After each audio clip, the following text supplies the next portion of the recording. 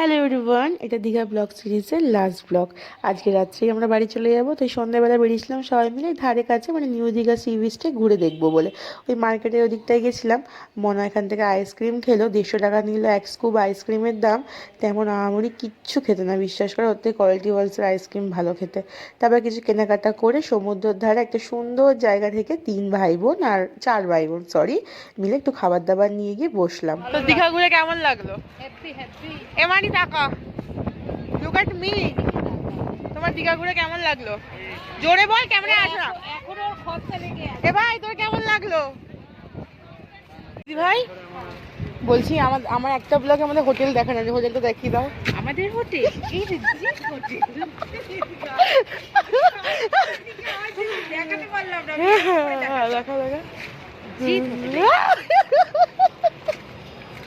আবার এটা হোটেলের